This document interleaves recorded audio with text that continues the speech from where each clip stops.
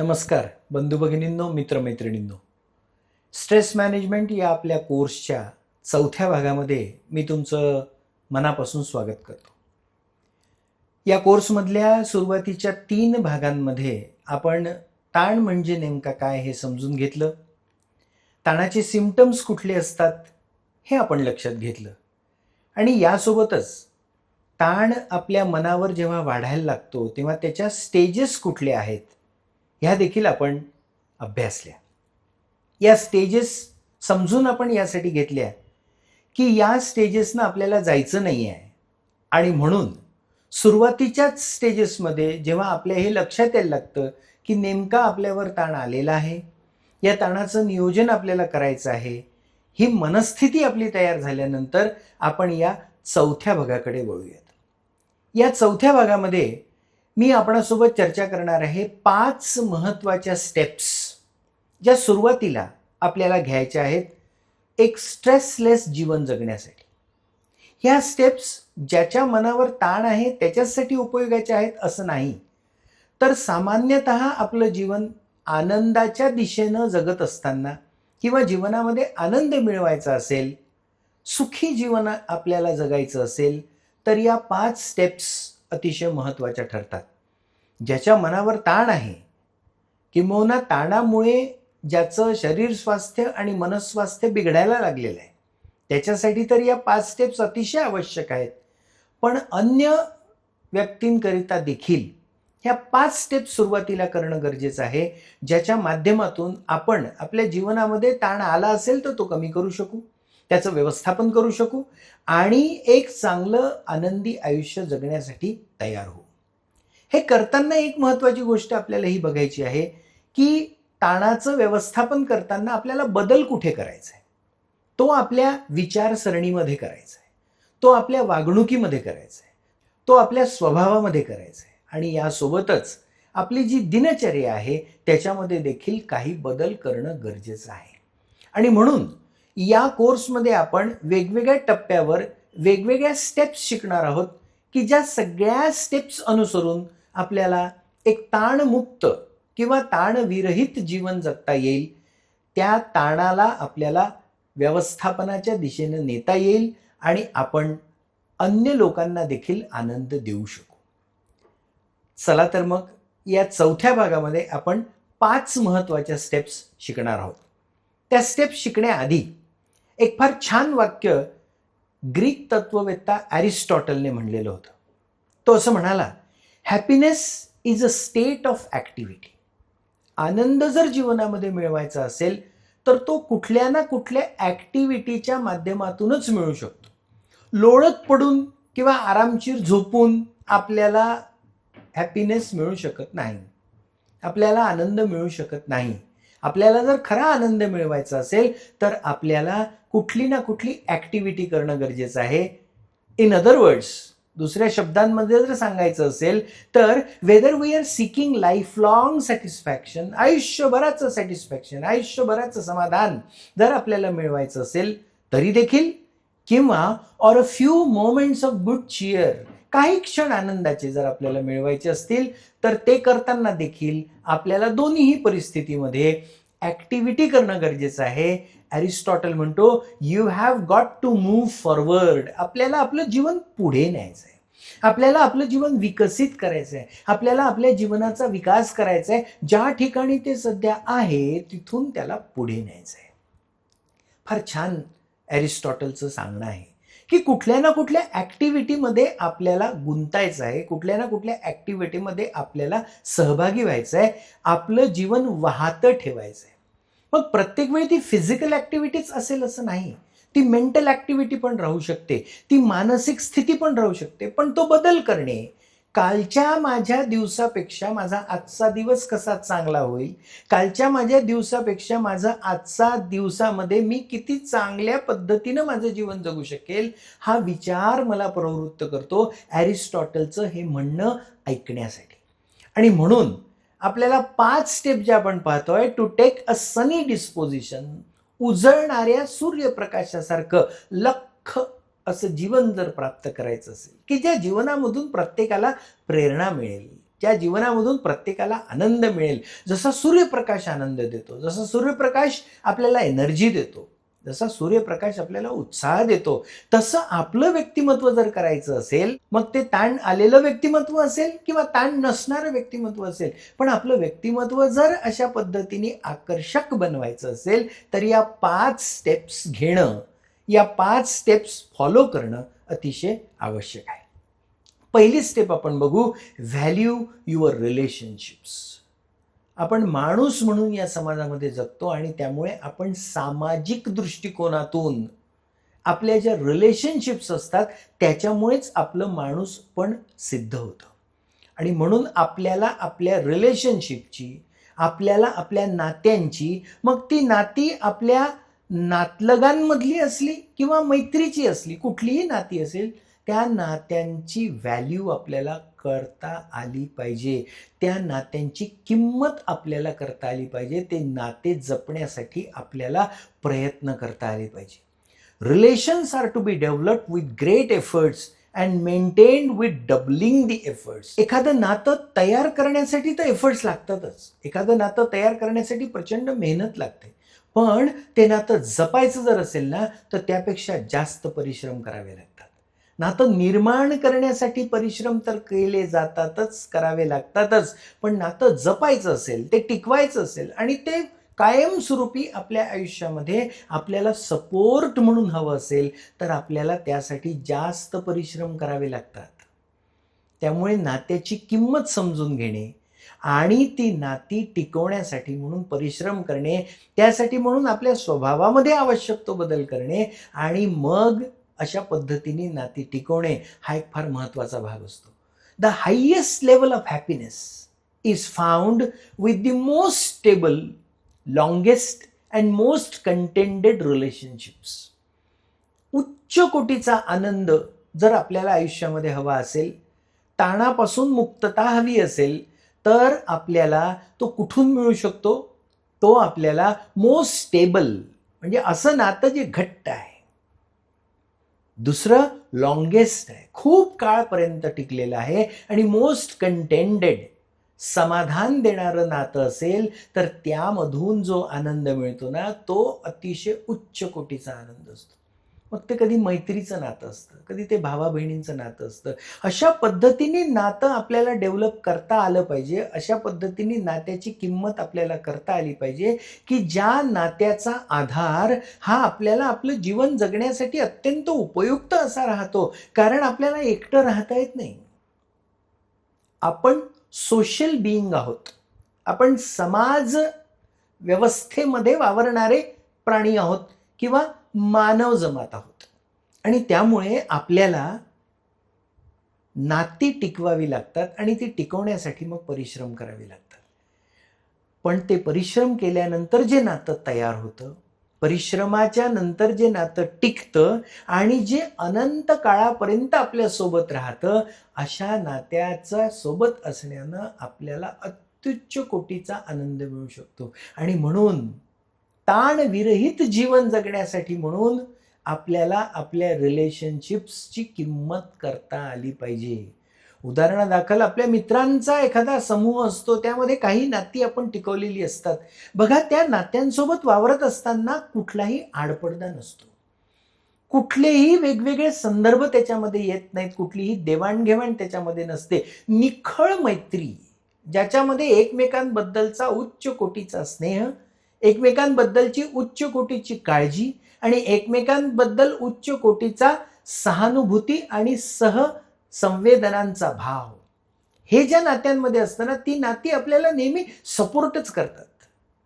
अहो, शेवटी आपल्याला वेदना किंवा दुःख झालं ना बंधू भगिनींनो, मित्रमैत्रिणींनो, तर आपला हात घट्ट धरून तू काळजी करू नको, तुझ्यासोबत मी आहे असं सांगणारं कोणीतरी हवं असतं.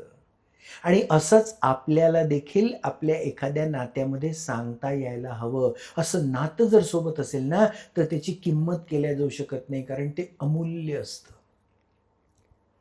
प्रचंड पैसा, प्रचंड श्रीमंती हे सगळं माणसाला मिळू शकतं, पण असं एखादं घट्ट, असं एखादं जवळचं नातं जे आरशासारखं आपल्यासमोर असेल आणि आपण अगदी स्वच्छपणे त्या नात्यामध्ये जगू शकू, अशी नाती गोळा करणं, अशी नाती जमवणं, या नात्यांसाठी सॅक्रिफाईस करणं, प्रसंगी या नात्यामध्ये आपल्याला काही गमवावं लागलं तरी ते गमावणं, पण त्याच्यामध्ये जो आनंद मिळतो ना, तो आनंद अत्युच्च कोटीचा असतो. आणि म्हणून पहिली स्टेप ताणविरहित आयुष्य जगण्यासाठी म्हणून आहे की आपल्याला लोक जोडता आले पाहिजे. आधुनिक काळामध्ये ही एक फार मोठी अडचण निर्माण झाली आहे की तंत्रज्ञान वापरत असताना आम्ही नात्यांना देखील त्या तंत्रज्ञानाच्या चौकटीतच बघायला लागलेलो आहे. आणि त्यामुळे माझ्या मित्राचा वाढदिवस, माझ्या एखाद्या जवळच्या नात्यामध्ये असणाऱ्या कोणाचा तरी वाढदिवस मला लक्षात ठेवण्यासाठी मोबाईलची गरज पडते. आणि मग त्या मोबाईलवरच पाठवलेल्या संवादाच्या माध्यमातून मी त्याच्याशी माझं नातं टिकवण्याचा प्रयत्न करतो, जे की प्रत्यक्ष संवादामधून किंवा प्रत्यक्ष भेटीमधून करणं अपेक्षित आहे, पण ते मी आजकाल करत नाही. मी माझ्या शेलमध्ये, माझ्या छोट्याशा तंत्रज्ञानाच्या त्या चौकटीमध्ये अडकून गेलेलो आहे आणि त्यामुळे त्याचा परिणाम माझ्या नात्यावर झालेला आहे. ताण का येतोय? आधुनिक काळामध्ये तुमच्या माझ्या मनावर ताण का वाढतोय? त्याचं हे एक अतिशय छान उदाहरण आहे की आपली नाती विस्कळीत व्हायला लागलेली आहेत, आपली नाती तदर्थ स्वरूपाची व्हायला लागलेली आहेत, आपल्या नात्यांमधला जो ओलावा आहे तो कमी व्हायला लागलेला आहे. आणि त्यामुळे ताणविरहित जीवनाकडे जर या आधुनिक काळात आपल्याला जायचं असेल तर आपल्या नात्यांना रिवाईव्ह करावं लागेल, त्यांना पुनरुज्जीवित करावे लागेल आपल्याला. आणि अशी नाती जी घट्ट आपल्या हृदयाशी धरून ठेवता येईल असे लोक आपल्याला गोळा करता आले पाहिजे. मग ती मैत्री असेल, खूप साऱ्या लोकांची करण्याची गरज नाही, पण काही मोजके लोक आपल्या आयुष्यात असे पाहिजे. असं म्हणतात ना की रडण्यासाठी माणसाला खांदा हवा, एखादा समर्थ, तसा खांदा देणारं एखादं नातं आपल्या आयुष्यामध्ये निर्माण करणं हा ताणविरहित आयुष्याकडे जाण्याचा एक अत्यंत सुंदर मार्ग आहे. आणि म्हणून पहिली स्टेप आहे व्हॅल्यू युअर रिलेशनशिप. मग ते आईवडिलांसोबतचं असेल, भावा बहिणीचं असेल, मित्रांचं असेल, त्या रिलेशनशिपचं महत्त्व समजायचं, त्या नात्यांचं महत्त्व समजायचं, त्या नात्यांमध्ये असणाऱ्या एकमेकांचा सहभाग देण्याची जी वृत्ती आहे त्या वृत्तीला समजायचं, त्या व्यक्तीनं आपल्यासाठी काय केलं आहे त्याची किंमत लक्षात घ्यायची आणि ते नातं मनापासून जपायचं. अशी जपलेली नाती जर आपल्या आजूबाजूला असतील तर आपल्याला फार चांगल्या आणि प्रभावी पद्धतीनं पुढे जाता येऊ शकतं. दुसरी स्टेप आहे एक्सप्रेस युअरसेल्फ, व्यक्त व्हा. पण कसं express yourself with sensible intention. Social मीडियावर व्यक्त होणं त्याला व्यक्त होणं म्हणत नाहीत. तो तर एक साधा भाग झाला की आपल्या मनात आलेले विचार आपल्याला लोकांपर्यंत पोहोचवता येतात. पण खरं व्यक्त होणं काय असतं? Expression is the symptom of lively living of a human being.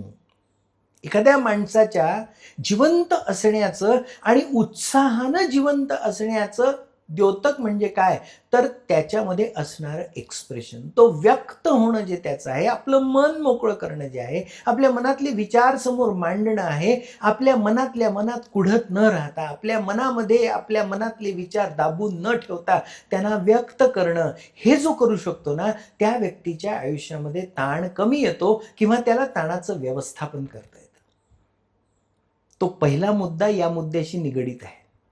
तो अशा पद्धतीने निगडीत आहे की मग हे व्यक्त कोणाजवळ व्हायचं? कारण कधी कधी व्यक्त होण्यामध्ये अशा काही गोष्टी असतात की ज्या सामाजिक पद्धतीनं आपण सर्वांसमोर बोलू शकत नाही, पण अशी काही जवळची, आपल्या अत्यंत जवळची आणि आपल्याला सांभाळणारी नाती तयार करायची असतात की ज्या ठिकाणी मन मोकळेपणानं आपल्याला बोलता आलं पाहिजे, आपलं मन मोकळं करता आलं पाहिजे, आपल्या मनामध्ये आपल्याला त्रस्त करणारे विचार पटकन सांगता आले पाहिजे.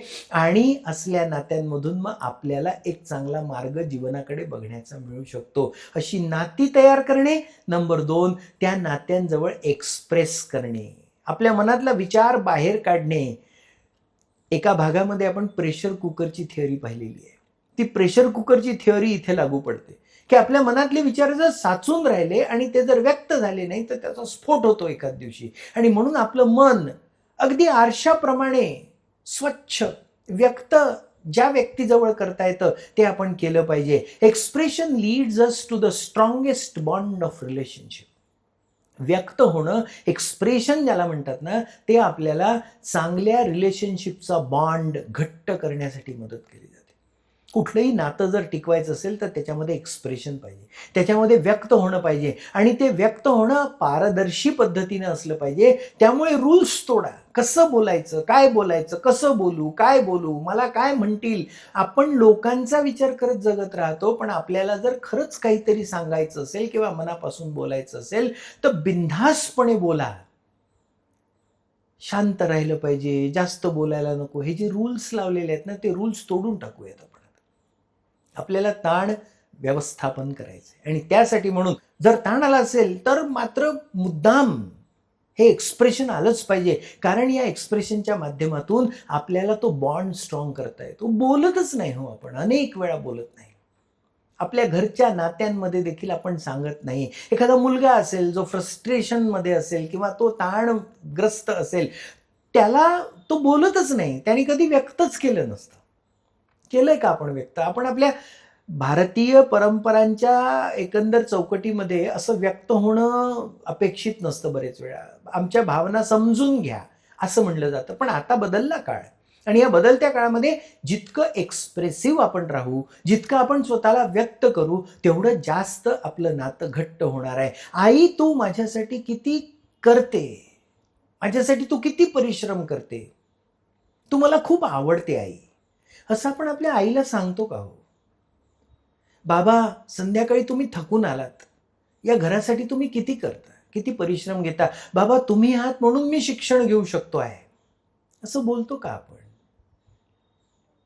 जेवायला बसल्यानंतर ज्या माऊलीनं आपल्यासाठी स्वयंपाक केलेला असतो, मोठ्या कष्टानं तिनं काहीतरी बनवलेलं असतं, किती छान झालं, किती छान करतेस, मला फार आवडलं, अशी वाक्य आपण बोलत नाही.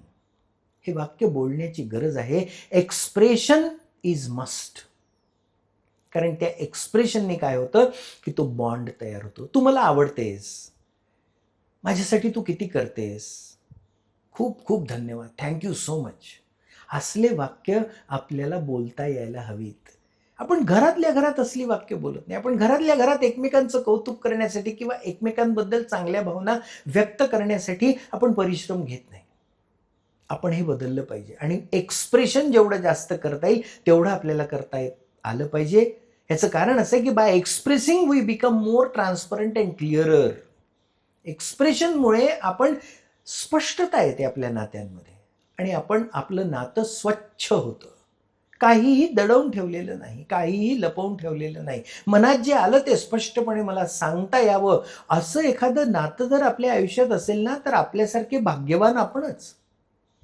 अन्यथा एकमेकांना फसवत राहायचं, एकमेकांची खोटं बोलत राहायचं, एकमेकांना काहीतरी चुकीचं सांगत राहायचं, अशा आधारावर तयार झालेली नाती जास्त दिवस टिकत नाहीत. टिकलेली नाती तीच असतात ज्यामध्ये प्रचंड विश्वास असतो.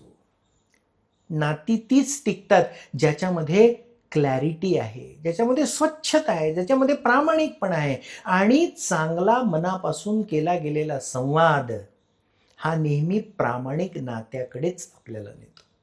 आणि म्हणून या दुसऱ्या स्टेपमध्ये जो अतिशय महत्त्वाचा भाग सांगितलेला आहे, एक्सप्रेस युअरसेल्फ, स्वतःला व्यक्त करा. अशी नातीच जवळ ठेवा, असे लोक जवळ ठेवा की ज्यांच्याजवळ आपल्याला बोलता आलं पाहिजे आणि तुम्हाला निश्चित याचा फायदा होईल. आपल्याला निश्चित याचा फायदा होऊ शकतो. ह्याचं कारण असं आहे की आपण जेव्हा असं बोलतो, आपण जेव्हा आपलं मन व्यक्त करतो, आपण जेव्हा कोणाला तरी काहीतरी पावती देतो, तेव्हा त्या समोरच्याही व्यक्तीला छान वाटत असतं. एखादी गोष्ट कोणीतरी आपल्यासाठी केली, त्याला भरभरून दाद देता आली पाहिजे, आपल्याला भरभरून सांगता आलं पाहिजे. पण यासोबतच एखादी गोष्ट आवडली नाही तर ती देखील आपल्याला चांगल्या पद्धतीने सांगता आली पाहिजे. माझ्या बोलण्याचा अर्थ लक्षात घ्या. चांगल्या पद्धतीने सांगता येणे, संवाद कसा करायचा हा देखील एक शिकण्याचा विषय आहे. एकच गोष्ट ती अशी सांगितल्या जाते ज्याच्यामुळे नातं बिघडून जातं, पण तीच गोष्ट थोडीशी चांगल्या पद्धतीने सांगितली तर समोरच्या व्यक्तीला आपण सांगितलेला विचार देखील पटायला लागतो. हे आपल्याला शिकता आलं पाहिजे. त्यामुळे दुसरी स्टेप जी आहे ताणविरहित आयुष्य जगण्याच्या मार्गातली, ती म्हणजे एक्सप्रेस युअरसेल्फ, व्यक्त व्हा. जमेल तेवढं जास्तीत जास्त व्यक्त व्हा. मनामध्ये कोणत्या गोष्टी ठेवू नका आणि अतिशय प्रामाणिकपणे संवाद साधा. ज्याच्याशी आपलं नातं जोडलं जाते किंवा ज्याच्यासोबत आपलं नातं आहे, त्याला हा विश्वास वाटायला हवा की माझ्याशी माझा मित्र, माझा भाऊ, माझा नवरा किंवा माझा स्नेही अतिशय प्रामाणिक संवाद साधतोय.